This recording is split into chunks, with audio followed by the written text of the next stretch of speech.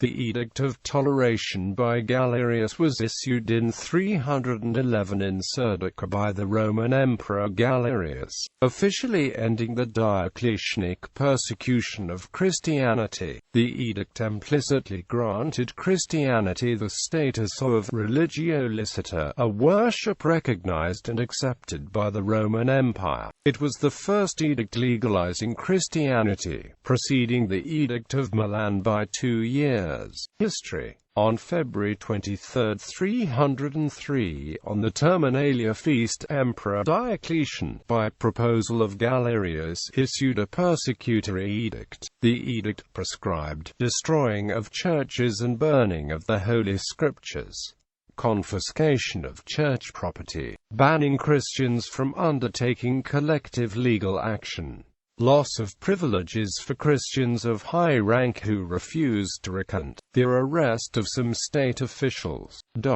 At the time, Galerius held the position of Caesar of the Roman Empire, the second most important position after the emperor. In 305, Diocletian abdicated. Galerius, his successor, continued persecution in the east until 311, when he granted Christians forgiveness, freedom of worship and, implicitly, the status of religio licita. Full text. Promulgated in the name of the other official members of the Tetrarchy, the edict marked the end of persecutions against the Christians, among other arrangements which we are always accustomed to make for the prosperity and welfare of the Republic. We had desired formerly to bring all things into harmony with the ancient laws and public order of the Romans, and to provide that even the Christians who had left the religion of the fathers should come back to reason, since, indeed, the Christians themselves, for some reason, had followed such a caprice and had fallen into such a folly that they would not obey the institutes of antiquity, which perchance their own ancestors had first established, but at their own will and pleasure. They would thus make laws unto themselves which they should observe, and would collect various peoples in diverse places in congregations.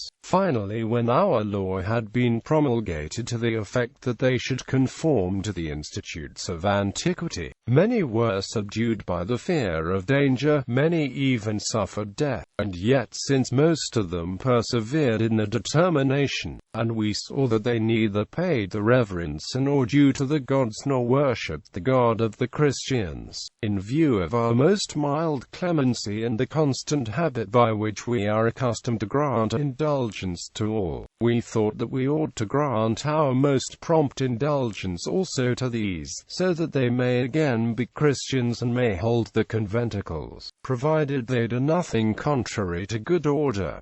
But we shall tell the magistrates in another letter what they ought to do. Wherefore, for this our indulgence, they ought to pray to the God for our safety, for that of the Republic, and for their own, that the Republic may continue uninjured on every side, and that they may be able to live securely in their homes. This edict is published at Wikipedia on the day before the calends of May, in our 8th consulship and the 2nd of Maximinus.